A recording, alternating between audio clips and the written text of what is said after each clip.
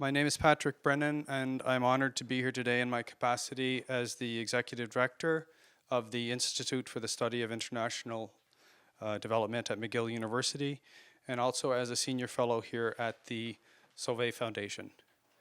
The staff of the Sauvé Foundation, the Fellows, its board, its president, carry on with the work and the vision of our former Governor General, Jean Sauvé, who believed deeply and was committed to public leaders and to our public leaders of tomorrow, and was affected deeply herself by an experience as a young leader and saw it as her role after being Governor General to create this space that we enjoy today. I will leave the formal introduction of our speaker today to Sauvé fellow Rachel McNeil. I would like to mention that our speaker, Kim Samuel, has been a professor of practice at our institute for over a year. In October 2015, she delivered the MacDonald Curry Lecture at McGill. She has been actively engaged on files at the Institute, and as you will hear today, she is committed to and has a vision in relation to affecting change on issues related to isolation and social connectedness. Rachel will formally introduce Professor Samuel. Thank you.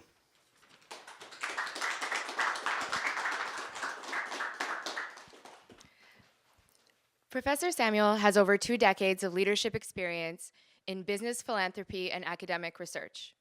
She's a pioneer in the field of social isolation and connectedness, combining an academic career with direct experience working with communities facing diverse challenges across the globe. She focuses on social isolation as a critical component of inequality and human rights struggles.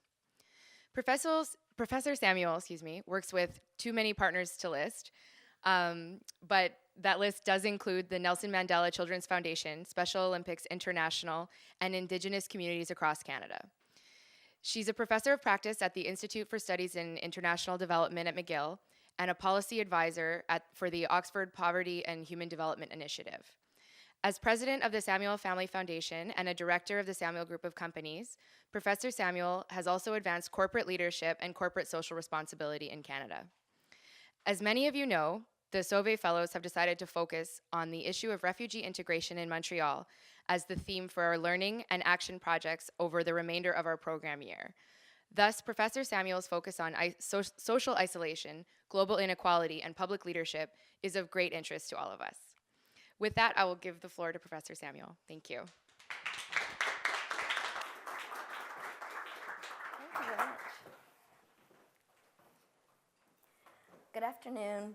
Thank you very much to the Sauvé Foundation and to Isid for inviting me here today. I feel a huge sense of warmth, even in the middle of January in Montreal. So I thank you for the welcome that I'm being given. I'm especially happy to have the opportunity not only to speak to, but afterwards to share insights with the Sauvé Fellows and others that have come here. But with regard to the Sauvé Fellows, I know you're already well on your way to becoming the next generation of public policy leaders, and no doubt will grapple with many struggles, including a myriad of policy options and program needs with financial and other constraints. And that balancing can be quite daunting. Today, I hope to shed some new light on leadership and social policy by considering an ancient story, specifically the medieval Grail quest. I would like to invite each of you to accompany me through an ancient story and imagine how, like many ancient stories in both oral and written traditions, what relevance this may have for our modern times too.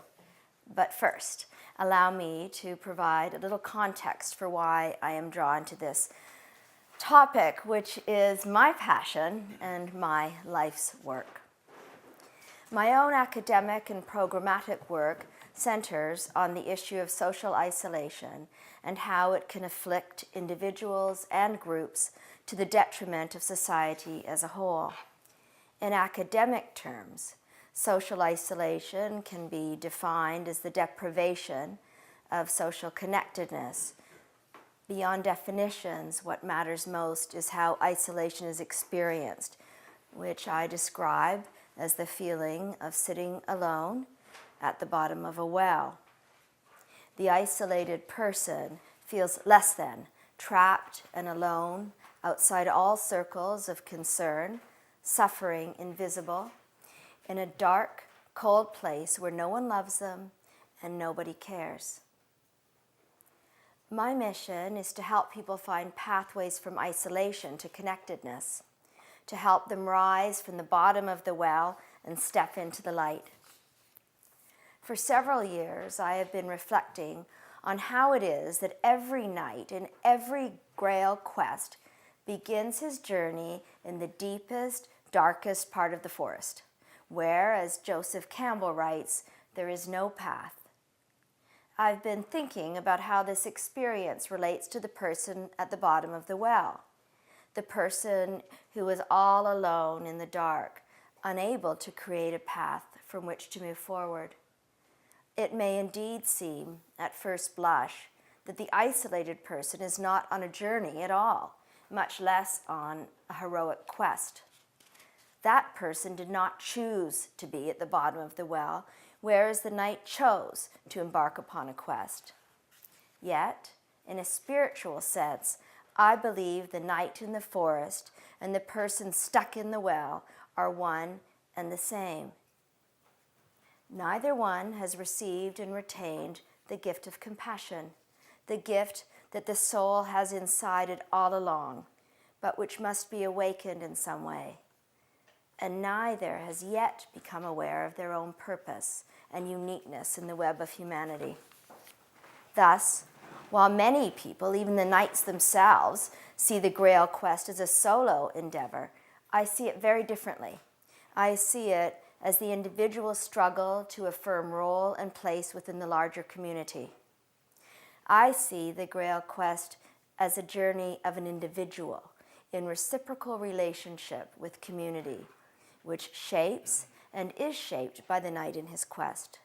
The values, history, and traditions of community are what are being honored in this journey.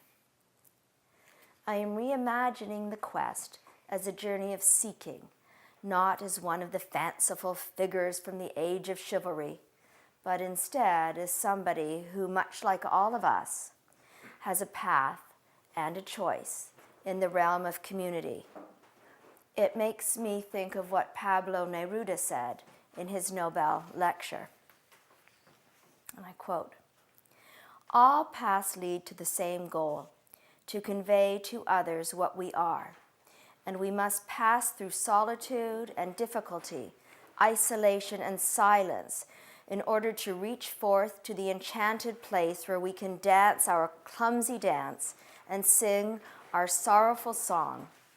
But in this dance, or in this song, there are fulfilled the most ancient rights of our conscience, in the awareness of being human and of believing in a common destiny." In other words, the Grail is both about finding ourselves and understanding that we are part of something bigger. Yet, in both the well and the forest, there is some aspect of belonging missing, and I see this aspect as compassion. This is the quest I believe has relevance for all of us, the very human quest for belonging, which I imagine as the Grail of compassion, consisting of 3 key principles: accepting and nurturing ourselves as we are, and nurturing those who are different from us; connectedness with everyone in the community, and knowing that everyone in the community has a purpose; and respecting that as members of a community, we have a sacred responsibility to hold everyone's life in high regard. As I see it, the Grail of compassion must first be found within oneself, and extending from there to all of humanity. In order to reimagine the Grail quest in this way, I am first going to take you back in time to the 13th century and Wolfram von Eschenbach's story of the Arthurian Grail quest, Parzival. Then I'll draw out 3 themes that resonate with me as I think about Parzival's experience and what it tells us about the grail of compassion and the journey from isolation to belonging. And finally, I am going to begin the exploration of how we can connect these themes to contemporary challenges in the hopes of inspiring young leaders like you to take up the mantle of change. So let's begin with the story. In Wolfram's telling, Parzival's father, Gameret, is a knight who dies in battle.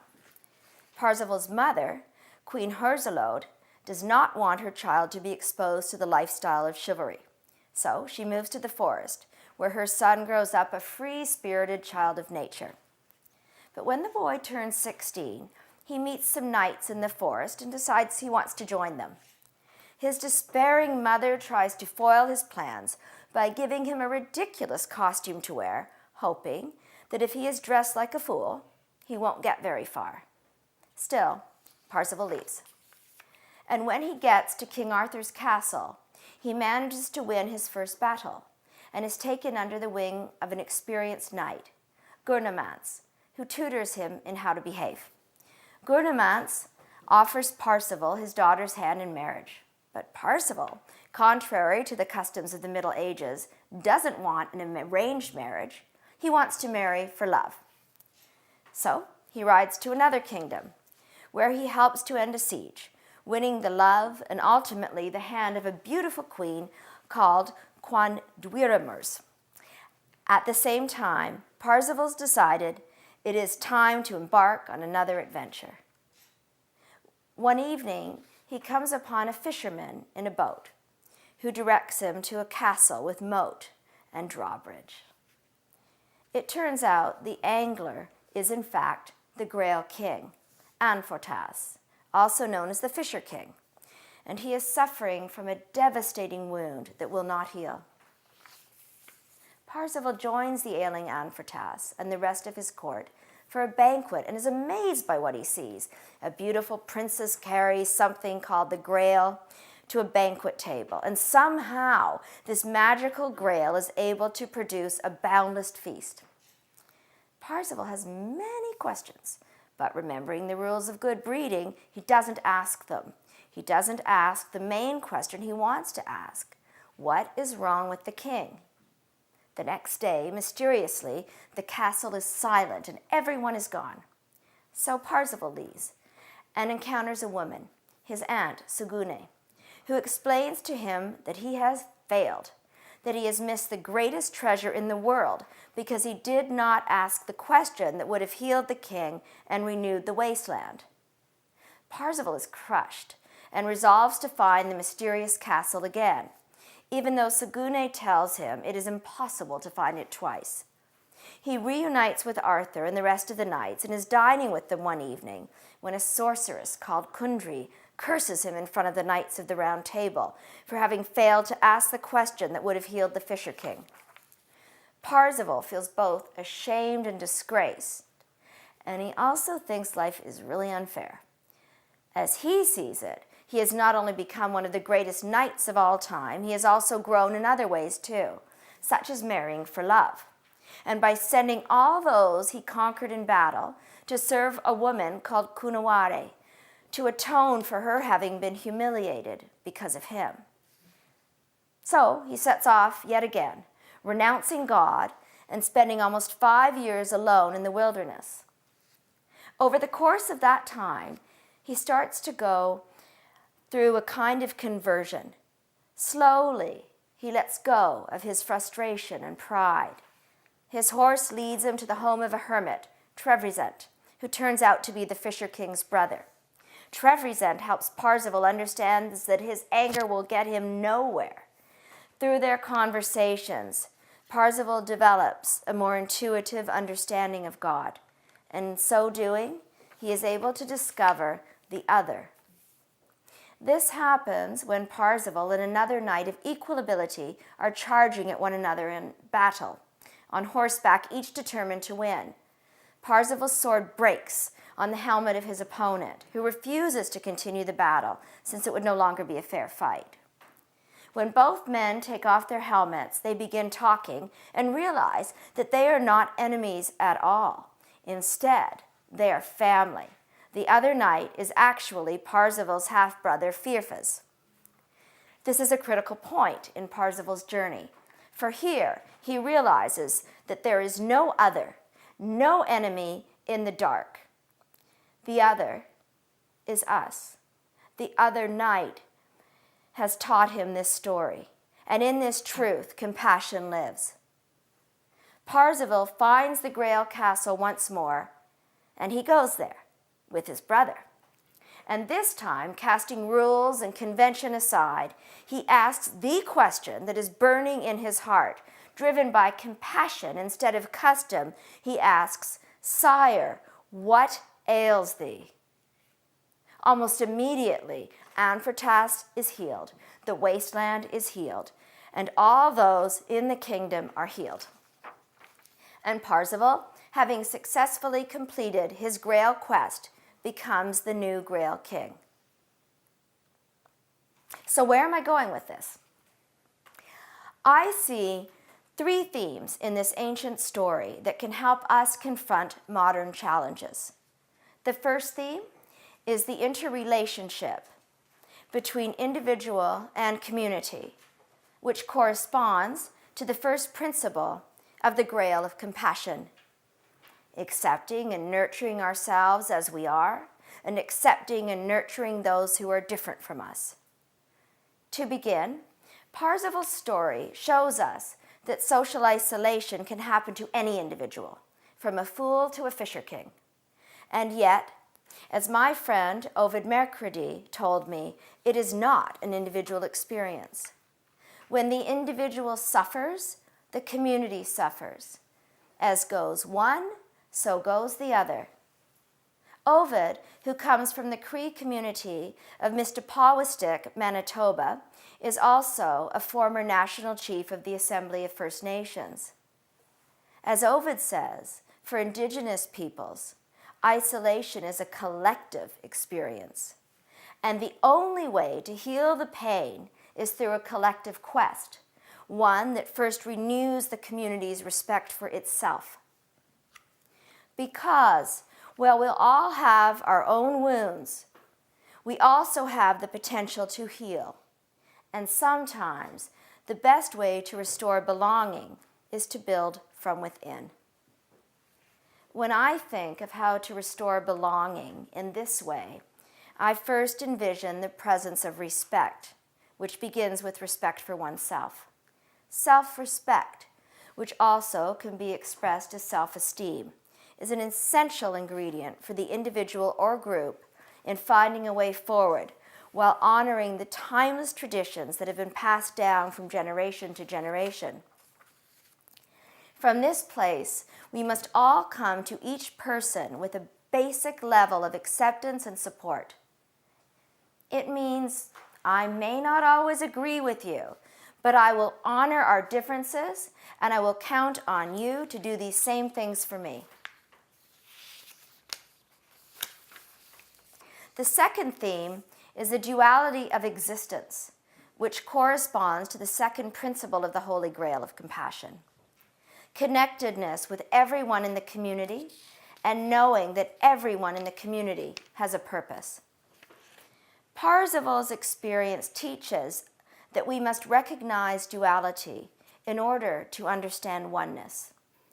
Parzival is at once a fool and a knight, a boy raised in the forest and a man who will be king. But amidst these contrasts and contradictions, he charts a middle path. In Parzival's case, he begins his journey as nothing more than a material quest for fame and fortune. Yet, he then gains knowledge and wisdom, and finally, his path transformed into a spiritual journey. Parzival could not have found the light if he had not passed through the dark first. Here, too, we can think of great leaders and recognize that they all experienced failure. Through struggle and even dredging the depths of their soul, clarity emerges. It is not hard to imagine this struggle when we think of Nelson Mandela. He survived because of his connection to a broader movement and brotherhood, and was helped along the way by poetry. He told of how, during those long hours of solitude, he read the poem Invictus by William Ernest Henley over and over again. Out of the night that covers me, blank as the pit from pole to pole, I thank whatever gods may be for my unconquerable soul. Our souls are inconquerable. And if we can accept both the light and the dark in our world and in ourselves, we can ultimately find our pathway to balance and belonging for ourselves and for others. One of my favorite examples of this is a community called L'Arche, where people with and without intellectual and psychological disabilities live together. L'Arche was created in 1964 when Canadian philosopher and humanitarian Jean Vanier visited an institution for people with intellectual abilities and was appalled by what he saw. So he bought a small home in the north of France and invited 2 men from the asylum to live with him. He thought that he was the one helping them, but he soon realized that he too had been transformed. As Vanier says, their life together helped him become more human. In his words, we tend to reduce being human to acquiring knowledge, power, and social status. We have disregarded the heart, seeing it only as a symbol of weakness, the center of sentimentality and emotion, instead of as a powerhouse of love that can reorient us from our self-centeredness, revealing to us and to others the basic beauty of humanity, empowering us to grow. Today, L'Arche communities exist in 35 countries on 6 continents. And if you visit one, as I have, you will see it as a model of what community should look like in the world. Inclusive, caring, human, where joy and sadness, good and bad, life and death are all around, and where some measure of suffering is necessary for transformation, yet nobody needs suffer alone. Holding the mirror to others and helping them to see their hidden beauty is a pathway to belonging. It is an act of recognition that not only helps others to see the light, but reflects their light onto all of us. The third theme is the power of transformation, corresponding to the third principle of the Grail of Compassion. Respecting that as members of a community, we have a sacred responsibility to hold everyone's life in high regard. Remember that Parzival's moment of transformation does not come from finding the castle, but from finding the question that was in him all along and whose expression had the power to change the world. His story teaches us that loyalty and truth, and most of all compassion, are expressed not through sword and armor, not through skill and ambition, but instead through heart and hand. Transformation occurs through the experience of seeing ourselves in the other, and vice versa. That is why the first time Parzival finds the Grail Castle, when he obeys the laws of knighthood, he fails. It is not until he becomes aware of what people are for and the interdependent web of community which binds us together that his wisdom begins to grow. It is not until he suffers through his years in the wasteland that he is genuinely able to move forward. And it is not until he follows the laws of his own heart and allows his compassion to rule that he finally succeeds.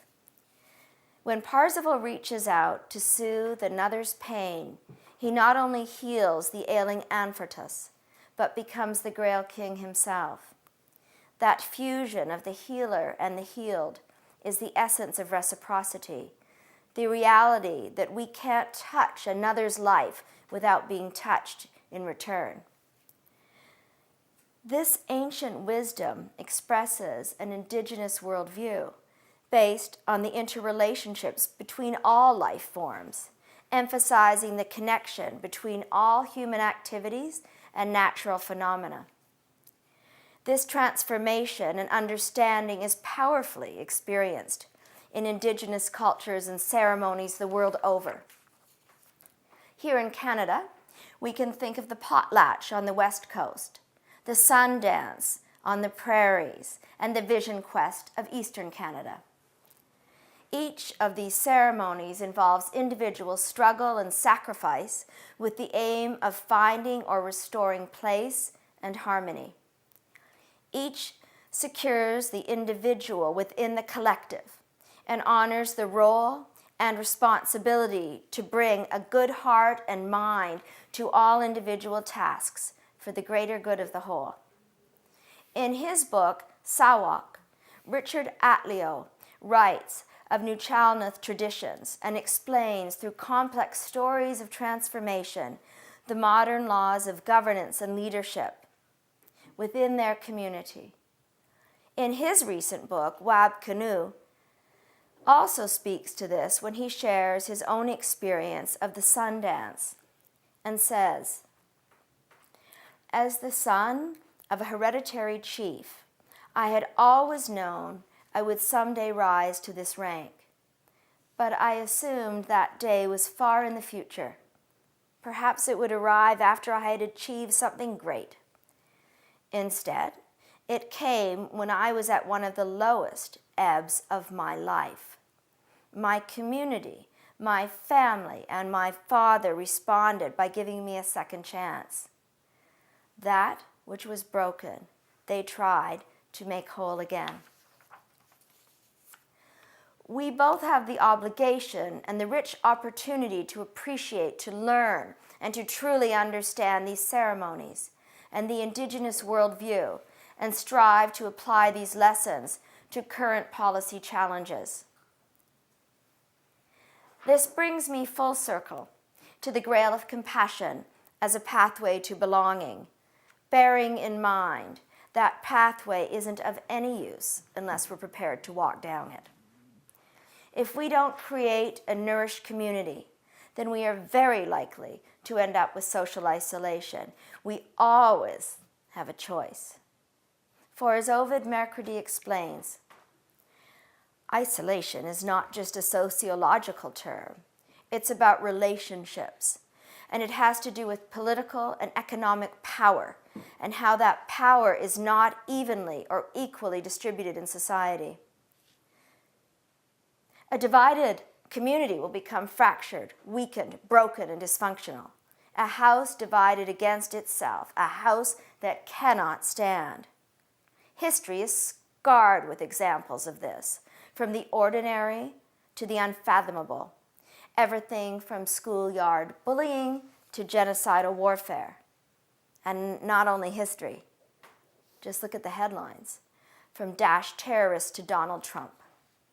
We saw this in action a few days ago at a Trump rally when Rose Hamid, a Muslim woman standing in quiet protest, was escorted out of the stadium to jeers and taunts from some. She said, "This demonstrates how when you start dehumanizing the other, it can turn people into very hateful, ugly people," and went on to say, "It needs to be known." I couldn't agree more. If we do not learn from the past, we cannot change the future. Confucius once said, "Wisdom, compassion, and courage are the three universally recognized moral qualities of man." At a time when the voices of extremism and xenophobia are growing even louder, let us ensure that the voices of wisdom, compassion, and courage will never be drowned out. Even as messengers of hate and prejudice try to turn us against one another, let us ensure that the light of human connectedness can prevail. Let us always embrace the power of seeing ourselves in the other, as in the Sanskrit aphorism, tat tvam asi, thou art that. For when we value our common humanity over our differences, when we acknowledge that there is no other, that the other is us, we are enabled and ennobled to realize our own best selves. And this is where we may begin to see connections to policy issues surrounding us in Canada today. I'd like to draw your attention to two key examples. First, I want to highlight the critical issue of refugees, and in particular, the plight of Syrians. This crisis came into clear focus when we saw the photograph of Alan Kurdi, the 3-year-old Syrian child who was washed up dead on a Turkish beach. How could we look at Alan's tiny, limp body and not imagine our own children on that beach? How could we hear the words of Alan's anguished father saying, I want to bury my children and sit beside them until I die, and not feel our own hearts break? Yet, what makes compassion meaningful is when emotion is connected to action, and that is what happened here. At every level, from the national government to local agencies to individuals, the people of Canada have stepped forward in the wake of Alan's death to sponsor and support refugees. And in so doing, they have not only made the future better for others, but they have given themselves a gift too, the gift of reciprocity, of seeing that everything is mutual and that we only belong if we belong together. I know that many of you, the Sauvé Fellows, are devoting your group project on efforts to welcome and help Syrian refugees contribute to the current and future growth of Montreal. And I just want to say, I applaud your efforts. As Prime Minister Justin Trudeau told immigration staff and volunteers who had gathered at Pearson International Airport in Toronto last month to welcome the arrival of 163 Syrians as new Canadians. How you will receive these people tonight will be something they will remember for the rest of their lives. But also, I know that you will remember this for the rest of your lives too. And I thank you deeply for being a part of this, because this matters. Tonight matters, not just for Canada, but for the whole world.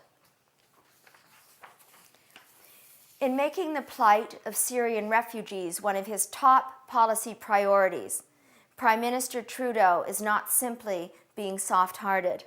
He understands that strong, engaged immigrant communities can and will contribute to this country's health and welfare now and for decades to come. He understands that doing the smart thing means doing the right thing. He's charting a course that is true to our interests and true to our values as well.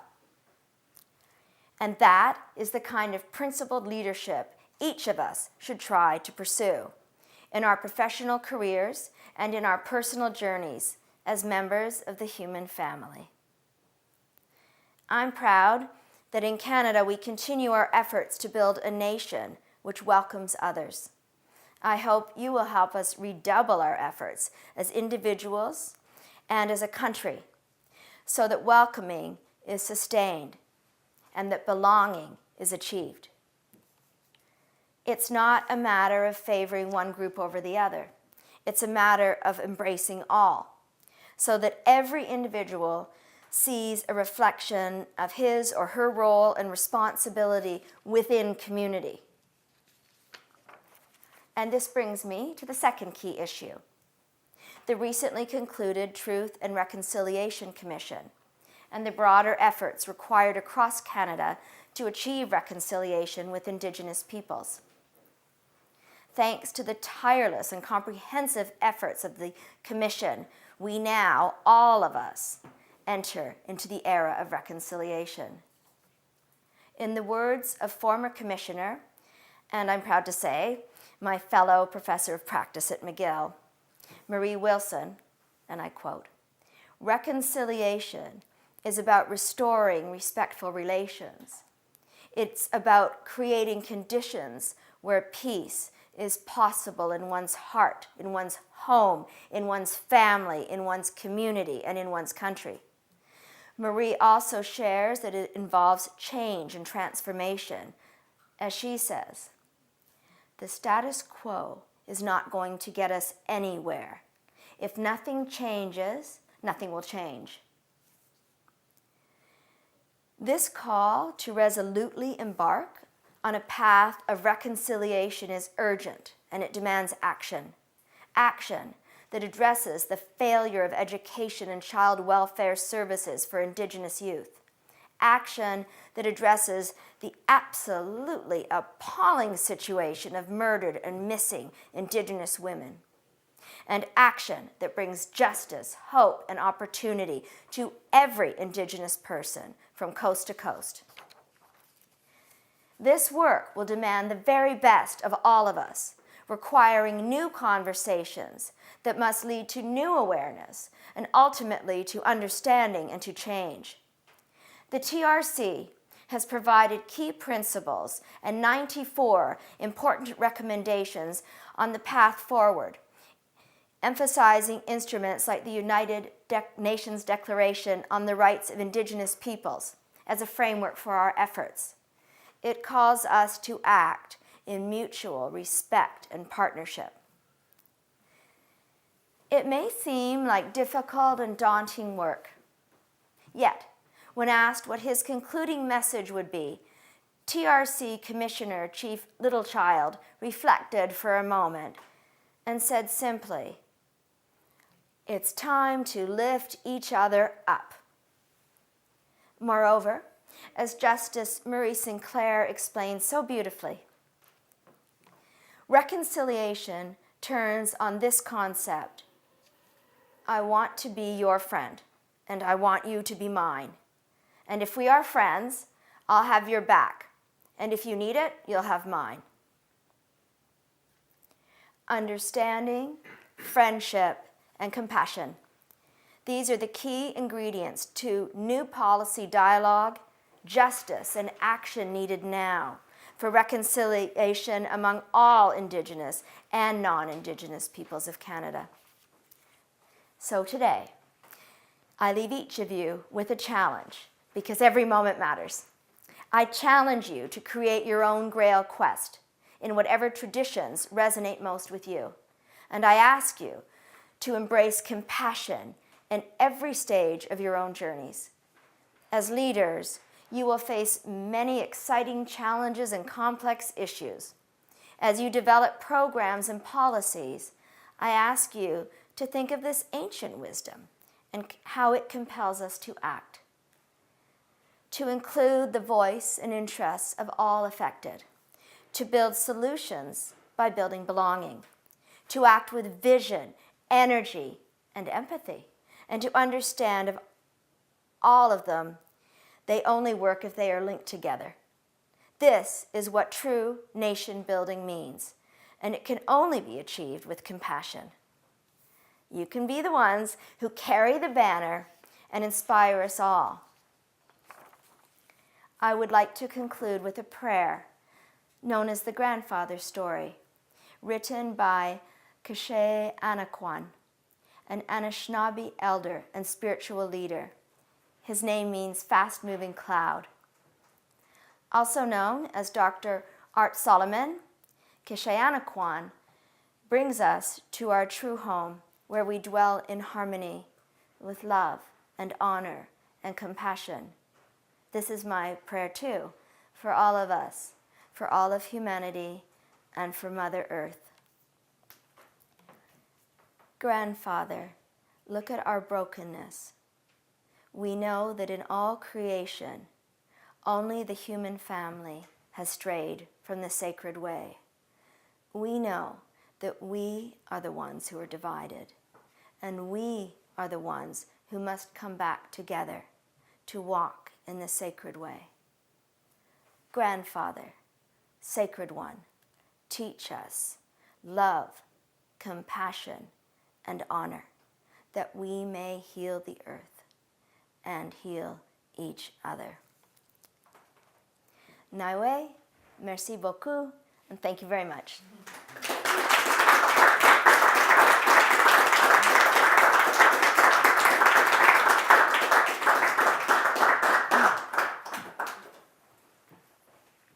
So now we'll just pass around the microphone for questions. So do you want to, are you okay staying up here for Yes, the Q&A? Yes, of course. But in addition to questions, comments, ideas. If any of this resonates with you, and it makes you think of a different ancient story or a different tradition or a different modern example, please let me know and let all of us know too. That's really important.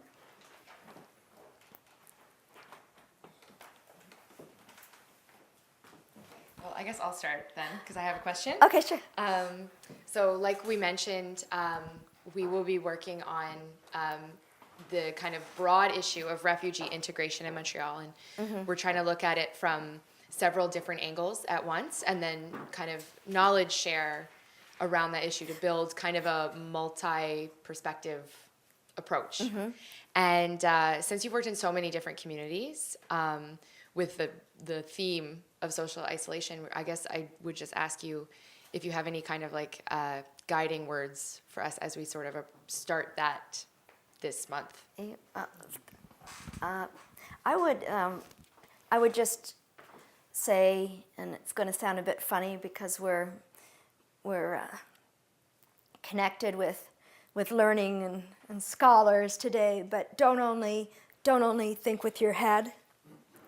If I could maybe get a little water too. So you have to use your heart too.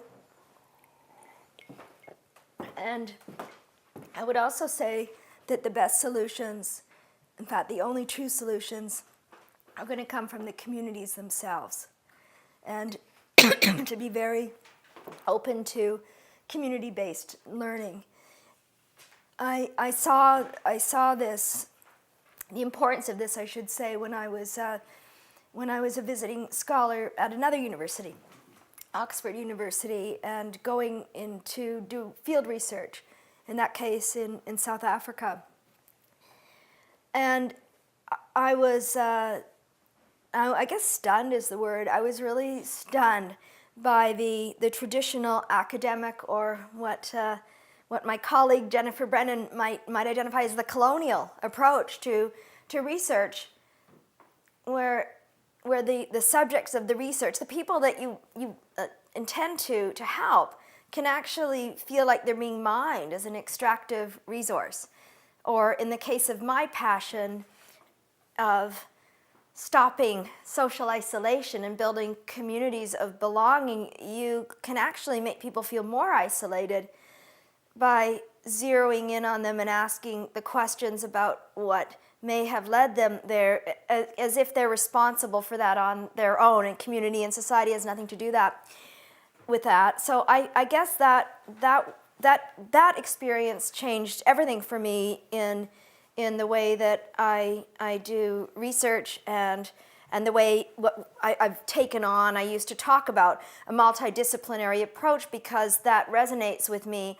But now I know what that deep meaning of that is that it's about the interconnectedness of people, and don't be afraid to be yourself when you're doing your work. By that I mean, don't fall into the trap that I fell into, and I'm probably not the only one, of going to an academic setting and feeling that that's the only reason why you're there, because it isn't.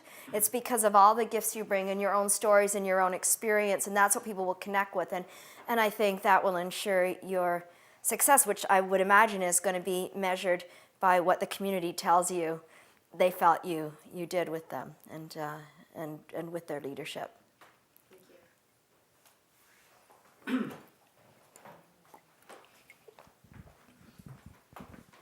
Hi, my name Hi. is Maya. Hi, Maya. I'm from Israel. And I just wanted to say that I really resonate with what you were saying. Especially, I think, when we look at refugee integration, I think researchers and workers in the field are also focusing now. The focus in the past was on trauma and the vulnerability of refugees. And I think, as you were saying, it's really important to move and look at their resilience. Because really these communities are very resilient, and from my work in Israel with refugees, you see how with the little they have, they help each other and bring them in. And that's one note. Yeah. On another note, I wanted to ask you what your thoughts are on the dispersal policy in the UK. There's a policy in order to avoid for the refugees to concentrate in London. I know that there was a dispersal policy, and so they had to live in certain places in the UK. For example, in Scotland, in communities where refugees were not welcomed, let's say, and their rights were confined to the location where they were living, so they couldn't move to another.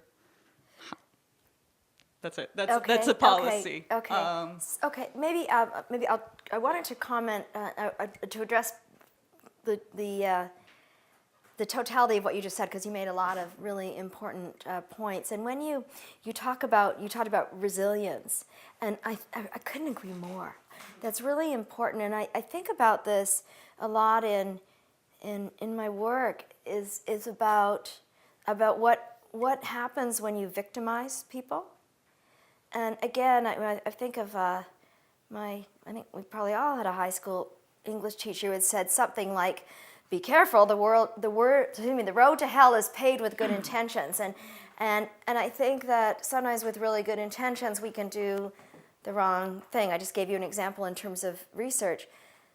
I think about resilience as the opposite of victimhood. There are victims, that's for sure. But I think that if we keep people in the victim mode or see them that way, then I believe that we're seeing them as less than. And if someone is labeled a victim, they never get their power back, even though it's in there. I think that's a huge point that you made. In terms of the dispersal policy in the UK, I don't know much about that, so I can't comment with any authority. It sounds like you know a lot more about that than I do. But in terms of just reacting to what you said, I think that a policy that maybe the way you described it, it sounds really bad. Okay, but I'm against it. Okay, no, I kind of got that. And you may well be right to but there may be also another way to look at it. Not every.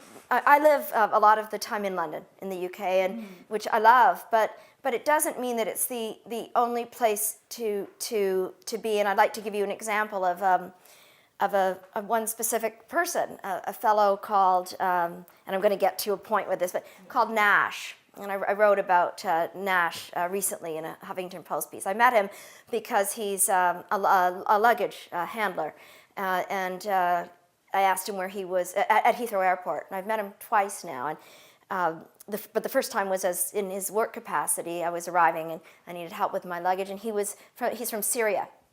And he and his family have been in the UK now for about 5 years. And they happen to live near another airport called Gatwick. And while in Syria, by the way, he was the executive in charge of the airport, which doesn't exist anymore. In the UK, he's working as a baggage handler who wakes up at 4 a.m. and comes and does his work. And he told me, he said he and his family are among the lucky ones because they've been given a new start. and his kids are in school. Anyway, but just to say that that's an example. There's a community there. He's told me about a community where he lives, where there's a community of other refugees. Although he said that some of their neighbors had been threatened, one had been beaten, and he said to me, he understands that. He said they're scared, but we're scared too. I don't think it's about where the community is located. I think it's about what the community is like. I think that if I were in that situation, I can't imagine being in that situation, but to have people who speak the same language as you, who came from where you came from, that know how that are resilient in the new country to help, and that's what he and his family are doing, that's really important. But it's just as important as to what the community is around you. And I think that we all have to work really, really hard on being very aware, not only of our own behavior, but as the behavior of others. In Toronto, where I'm from, a week after the Paris bombings, there was something very local, just on Yonge Street, quite near to where I live, and there was a woman that was wearing a hijab. She was doing nothing, walking down the street, carrying her cell phone or her device, and she was knocked to the pavement, and was seriously injured, and for no other apparent reason that she was Muslim, and that was like 5 or 6 blocks from where I live. So we have to really be vigilant and on this all the time. But I think when you mentioned Scotland, that's not such a bad place either. But I think that it comes back to what I call the 3 R's. If any of you were kind enough to come to the MacDonald Curry lecture that I gave in October, I talked about respect, recognition, reciprocity, and that we all have to live this and practice this every day. So I think it is about that, and a government policy is only as good or as how it is practiced by community. Yeah.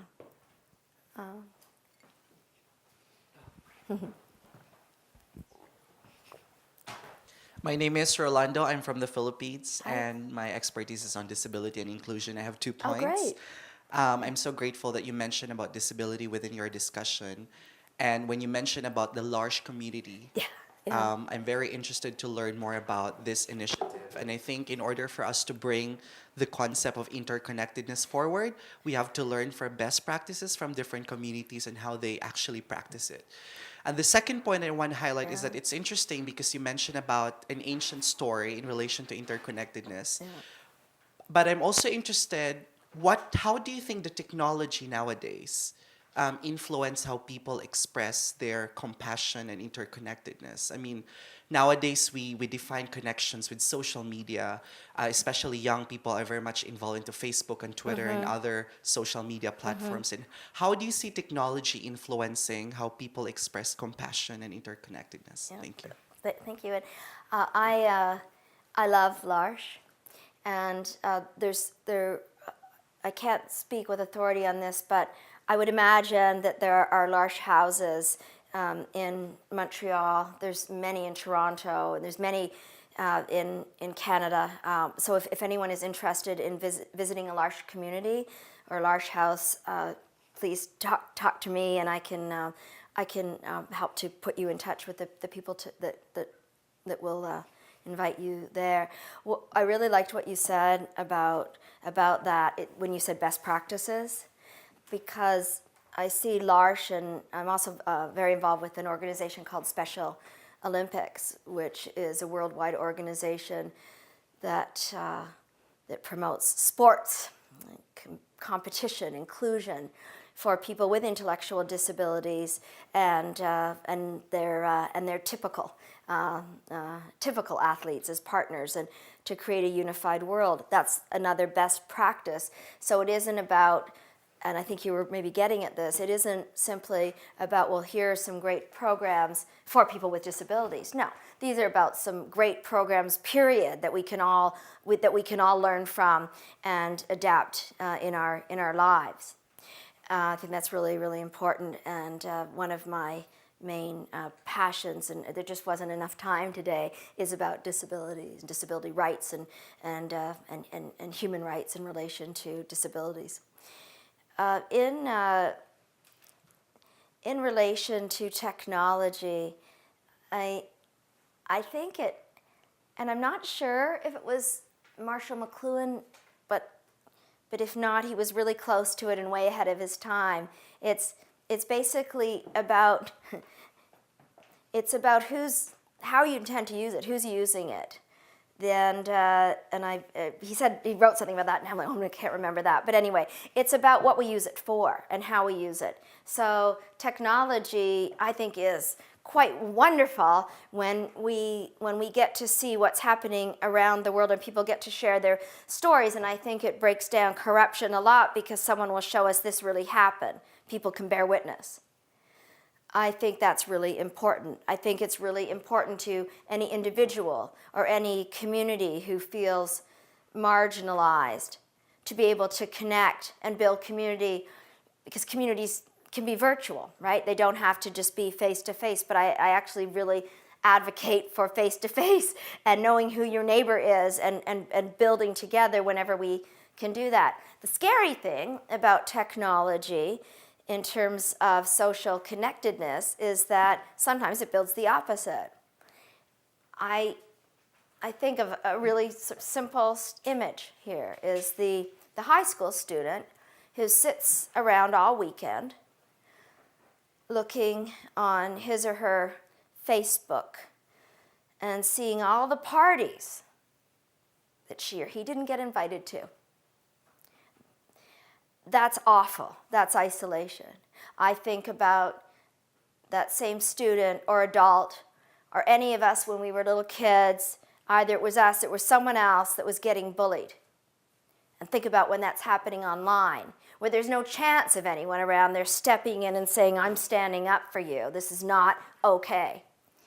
So that's the scary part. But I don't think that the debate should be, and not to say that you're suggesting it should, but whether or not we have it, because we have it. You know, now we look all about the drones. I mean, drones are everywhere, so we can't debate those. It's about who's using them and what is it being used for. And I guess that goes back to the medium as the message.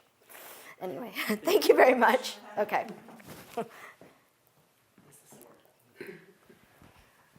Hi, Kim. Hi. Thank you very much for the talk and the story about Percival.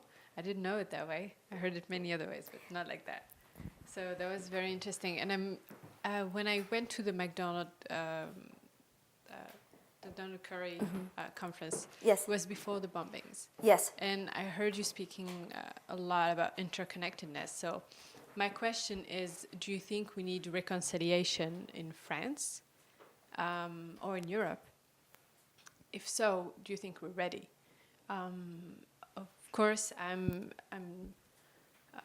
talking about the brokenness that there is in French society, as well as in other European societies among second immigration groups, as well as old stock French, or old stock whatever. So. Yeah, I think that, and I'm also thinking about all the Islamophobia, all the events that have been happening. Yeah. Well, it's really good to see you. And I think that I hadn't thought of it that way about reconciliation, but I think you're right. I hadn't thought of it in relation to that word. But that really, I'd like to know what other people, that really resonates.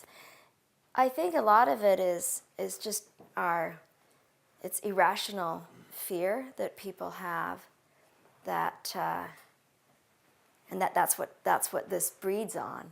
That this could happen anywhere. Don't go outside. And I think we all in this room know that if we give in to that, then we've just lost our values, the principles that we live for, and we're volunteering to become victims, and we're not going to do that.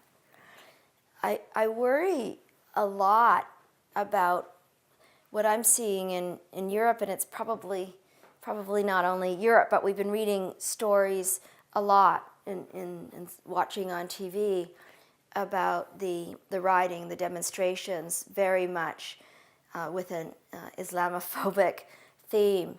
And I mean, I gave you an example from a rally. What really scared me was that I wasn't so surprised that at a Trump rally, a Muslim was escorted out, although that's awful. What really surprised me was that most of the people didn't try to stop it. Some did. Some said it's awful what's happened. No one. It was one security guard and one woman, and nobody tried to stop it. So I think we have to be really, really concerned. I'm going to bring up another word about tolerance, because and I think I mentioned that actually at the MacDonald Curry lecture. But tolerance can also be a way to give ourselves permission to just say, well, I'm going to look away. That's your custom. And I think that we have to not let that happen. I think that there's a lot of education. I mean, there's been a lot needed. There's been a lot. And again, I flew up yesterday. I flew from Toronto.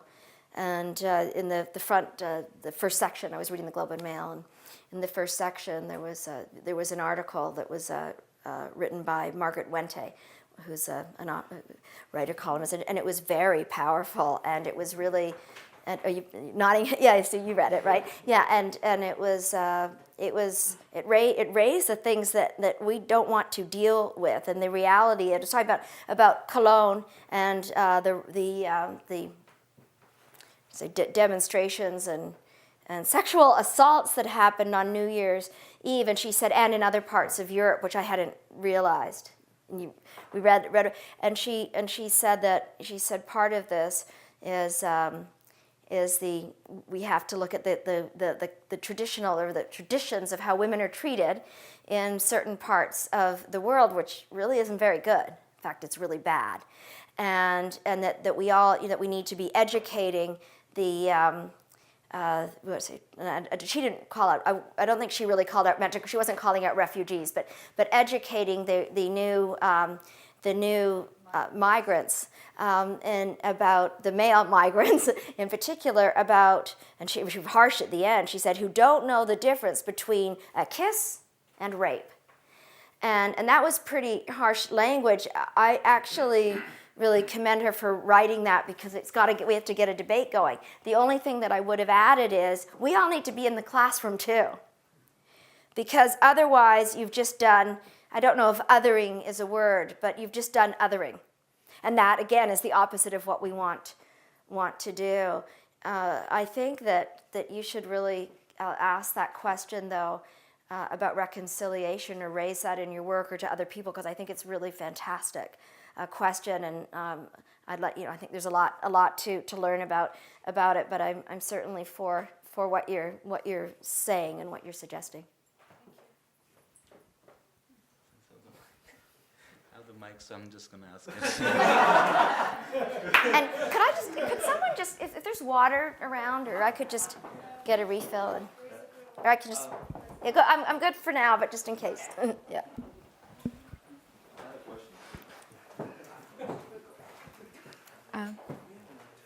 Okay. Hello. Thank you very much for all the things that you've said. My name is Divine Usawase, and I am from Burundi. And many of the things that you said resonate with me, but there is one that particularly touched me, and it's the one regarding reconciliation. Mm-hmm. And I think that it's something that I've been thinking about for a long time, and I don't know if I guess most of you must be aware of the recent crisis in Burundi, and I have a feeling that some of the things that are happening is because the earlier crisis that happened in 1993 was not dealt with properly, and there really wasn't an official reconciliation program for us to go through.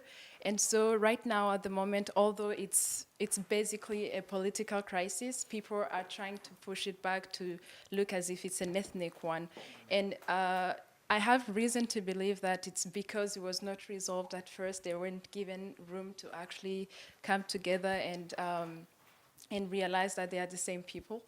And so I don't know, it's just, I wanted to, that's what I think, that's what resonated with me particularly. Yeah. Did I meet you? Probably No, not yet. okay. Yeah. Are you, okay, I thought I had met you before. Maybe Yeah, but outside I'm here. with the MasterCard Foundation. Well, if that's, what you're yeah. wondering. Yeah. So, Yeah. okay, good. Thank you very much. Thank you. Anyone else? Thanks. My name is Jackie. I'm also a MasterCard Foundation scholar. I have a question related to reconciliation. I was thinking in the same way, but my question is about who should take a step first in the process of reconciliation. Is it the person? Is it the victim, or the oppressor? Yeah. Who should take the first step forward? Because maybe that's kind of reason why Burundi failed, or some other places still get challenging. And Yeah. I know Jackie. It's very good to see you. I think the most important thing is that the first step is taken, and somebody has to take the first step. I would also advocate for a third possibility, which is that somebody other than the victim or the oppressor takes the first step. Those are the bridge builders, the connectors, and that could be any number. It could be of people. It could be from within a community. It could be organizations such as the United Nations, which I'd mentioned. I'm big about community, though. I think that it's about the support that both of those two people and those groups of people have, because I think, just again going back to the example of bullying, I believe that there can be no healing unless the bully is healed as well as the person who was bullied. So I think maybe all of us, myself included, could do a lot of reflecting on what it takes to take the first step. I think that maybe is also really important.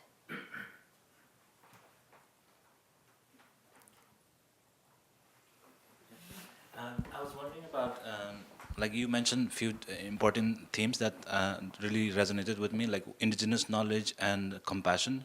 And I was all the things that we're trying to do is intervention. Yes. Like for refugees or isolated communities, but to eradicate it, like how would we educate our societies or even our kids, the future generations, so they have this compassion in their behavior. I mean, after all, we're all human beings, we just blow it out eventually. Yeah. But how do we cultivate compassion in countries or in like places where human instincts, or how would I say it? There are some behaviors that The darker that side of society- human behavior. Yeah. Yeah. How would that suppress, and what are the ways that we can cultivate compassion in societies where we're forced to think about ourselves? We're forced to think about you have to go to school, earn money, things like that. And sharing resources is how to say, something that the world is debating. Like we're fighting for it, resources. And in a generation, in a society like this, what would be your proposal to so that we can cultivate compassion around the world? I'm reminded of and I'm sure you'll all know this quote, but I'd like to bring Gandhi into the room, who said, "An eye for an eye will only make the whole world blind." In terms of compassion, I think the best way to cultivate it is starting within ourselves and we all have the light and beautiful sacred side within us, and we also have the potential to be really pretty crummy too, and we all do. So I think it's a matter of, even though I always say, and starting with myself, never try to make a mistake, because you'll always make plenty of them without trying, that we have to keep being aware and being compassionate. And I think, maybe this is going to sound too simple, but I'm going to try, and if not, I'll keep on going. But I think it's really about valuing it. It's about deciding what it is that we as individuals and communities really value. Because if you value compassion, if you value conservation, if you value family, if you value leaving a better world for your children, and at least not leaving a world that's in worse shape than the one you inherited, then those are your values. Where it gets really hard, and those are just examples of values, but where it gets really hard, it's my values.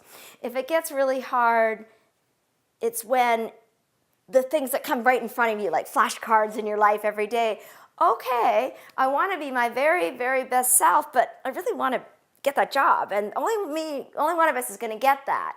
And I would fight for something. Don't fight against something. That would be my other bit of advice. But I actually think that question that you asked about how, I think it's just in everything you do. I mean, I look at traditional societies and I see much more sort of practice value. When I met value practice, when I met with the MasterCard scholars back, it was in October, when I was here in October, and I remember them telling me, we were talking about isolation, that journey from isolation to connectedness, and two things really resonated with me.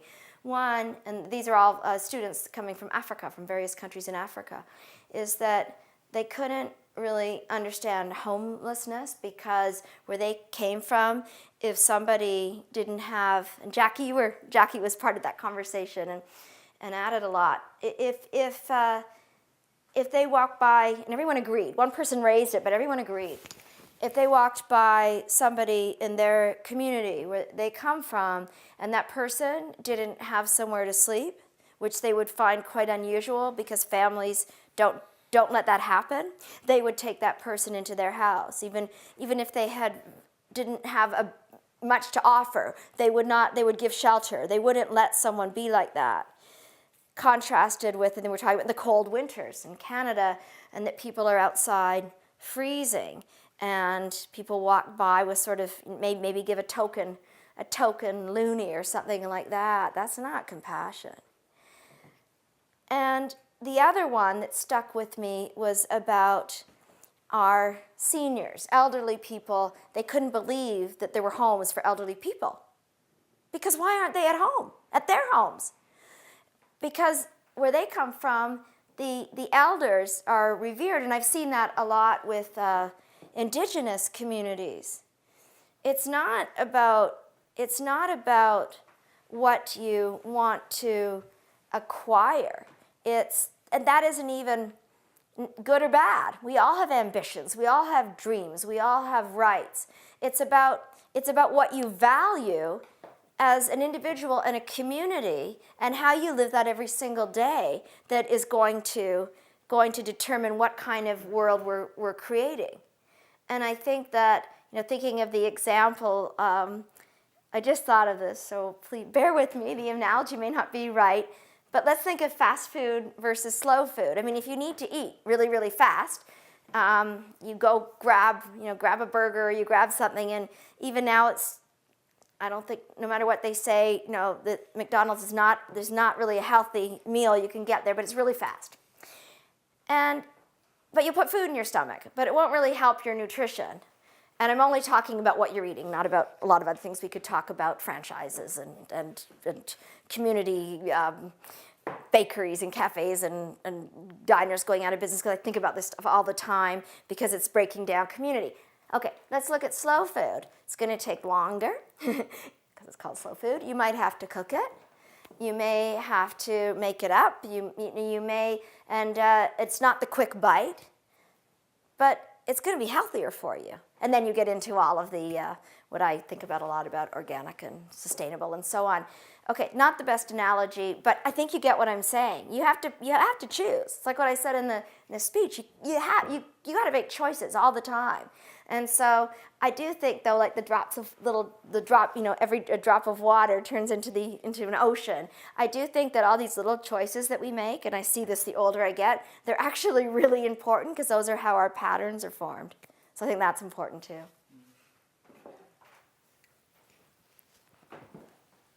Hi, Karen.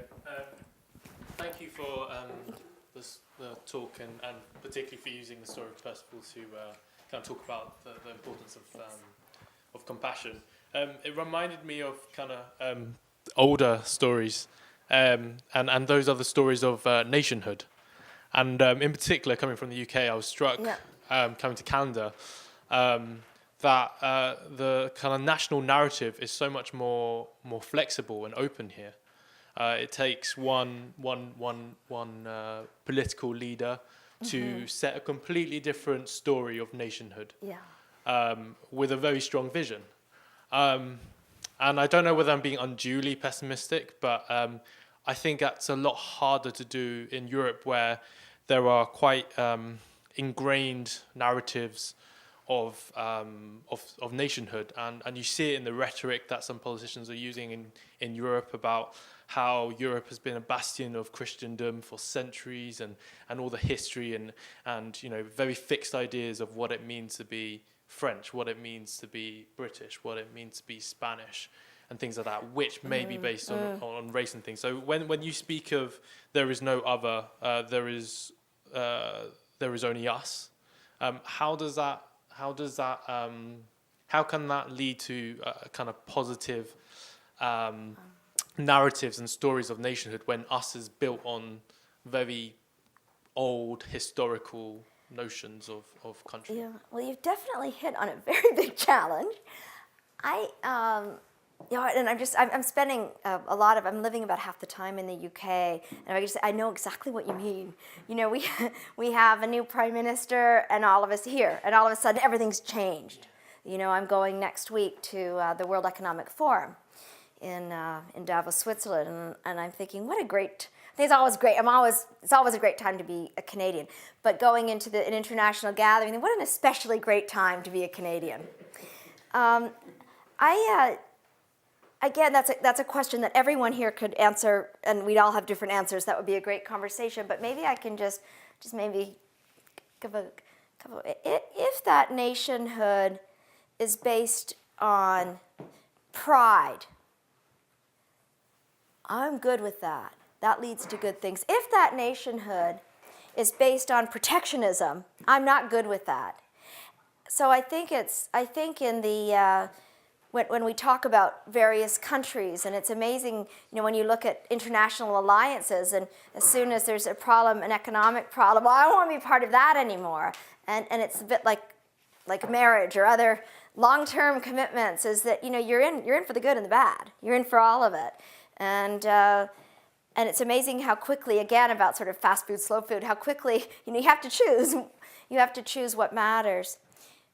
But I think it is about, again, going back to a simple, where do I stand on this? So what does nationhood mean to me? I mean, to me, being a Canadian, it's something that I'm really, really proud of. My great-grandfather was born on July 1st, 1867.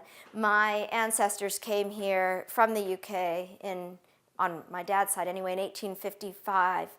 And I'm really proud about that.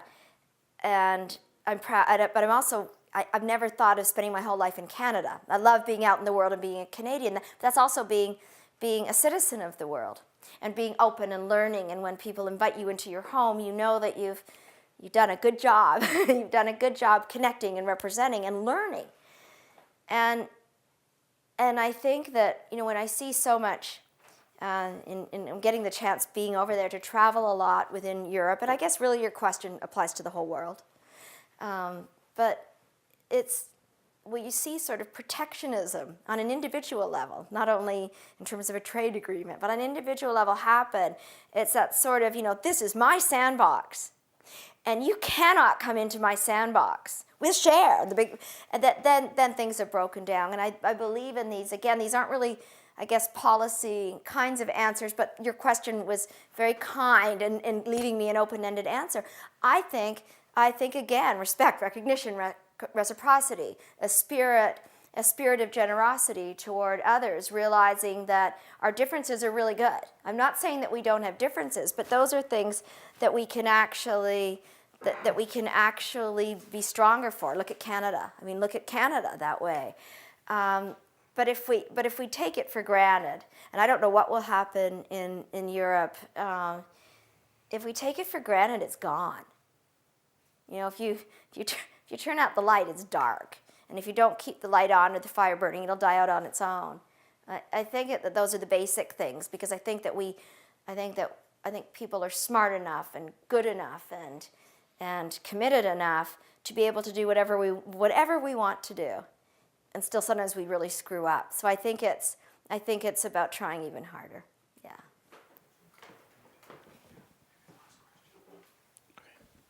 You've been waiting so patiently for that. Okay. I'm Costin. I'm a Sauvé scholar from Romania. And my question relates to the connection between isolation and atomization, which describes so much our current society. And you were talking a lot about this idea of community. And at least in the sociological tradition, it is said that modernity equates with a transition from community to society. I would like to hear your point of view about this connection between isolation and this unsettled transition between community and society. And more concretely, does this transition create a certain sense of disengagement, which can be equated with, with isolation, or is isolation a byproduct of modernity? And my concern is that going back to our communities, where we have our differences and our values, will not solve the problems that we have at the society level. Mm-hmm. That will not have enough space to debate about those differences and values. Thank you. Could I, thank you. Before I answer that, could I ask you something, because it's really important. What do you mean by transition? Basically going, the transition from the community to society is going from, this idea of tribe, where the blood connection is very important, to a certain institutional level where the law and the rules are more important than anything else, be it an ethnicity, be it, blood and kind of personal determinants. So you're talking about, and though it could be applied to lots of things, but you're talking about that the transition from a traditional community to society's rules, like Parsifal. He started out with society's rules, and he found his. I know it's not easy. I know it's. I'm not making it out to be easy. I just think it's essential. I think that when looking in Canada, by way of example, at Indigenous communities, I think about it, if I may, just to answer a little differently, and also though to actually give a shout out to sociology, because this field that I'm trying to create about social isolation, and it doesn't. It, as a multidisciplinary field, doesn't really exist yet, but I think that all the different disciplines can come into this, and sociology and psychology are ones that I would really like to learn a lot more about the theory that leads to experiences that we can then research. coming back to Indigenous communities in Canada, I think that, and there's communities that can be on reserve and off reserve. I've heard friends of mine from Indigenous communities say that once the rights, the kinds of issues that I've been talking about are addressed properly, the challenge isn't, it's not that the transition isn't that you have to give up all that you come from in order to get the education you want, or to get the sort of a prescriptive education that doesn't include your traditions. So I think that somewhere there needs to be, and I don't know what the term is, maybe you do, that's why I asked about transition. I think what I'd rather come up with, and with a lot of help, is solutions that the community-based part is leading all the way. So the individual can go away from their community, but they don't have to give up their traditions in order to do that. That you can be, whether you're living in an Indigenous community, you're living on a reserve where conditions are really pretty appalling, that you should be having much better conditions and be able to stay there, but also not have to give anything up when you leave. When I look at societies, when I was talking about traditional communities, and I know there's a lot of definitions even about what it constitutes a traditional community, but when I talk about, when I had the opportunity to meet with the MasterCard scholars, and they're saying, we can't believe there's homeless people, we can't believe that there's elderly people that are put into homes. I think that the traditional community sounds really great to me, but that doesn't mean that that, for example, if we look at very, very poor communities anywhere in the world, we say, well, everyone in this community knows each other. Your neighbor will help you build your house. There's so much need here. They all stand together. I don't think the policy implication that we want to come up with is then let's keep everyone in their ghetto, right? And I struggle with it too. But I think I'm hoping that there doesn't have to be that transition. You know what I mean? That there's more. It's more of it's sort of circles that can branch out. And that may sound a little naive. Well, I think that's great. I think dreams have to be that way. I think we have to dream that way, because I think that's the only way we're going to get to a life that doesn't look like a grid for everyone, but then in a way that we can all be part of a common humanity. Okay, so in closing, I just want to say thank you so much for the Sauvé Fellows. You know, we're all on an individual and collective journey, so this has given us a lot of food for thought, and I know we all really appreciate it, and we'll bring it forward with us. So thank you so much. Can I just say thank you to you? It really means a lot to me just to be here today, and I knew it when I walked in the door that this was, I mean, you could feel the warm welcome, which I mentioned, in relation also to how cold it is outside, but also you just feel that there's a shared, I don't know, that feeling when you're really in a learning environment. I mean, where there's some wisdom floating in the air, and it just felt like that. So I was going to ask if any of you would like to stay in contact with me, that I would really like that. And this was kind of a bold experiment on well, hopefully it turned out okay, but on the part of the Sauvé Foundation and on Isid at McGill, because the Grail Quest people might think really belongs in literature or in some aspect of mythology and culture, or maybe it belongs in a course on religion, although I didn't use that. There's the other school of thought on the Grail Quest. It's very much Christian focused. I like this one better because it's about all of our journey. But I would really, I really appreciate the feedback and the questions, because I would really like to pursue this idea of the ancient stories. The Grail Quest has always appealed to me.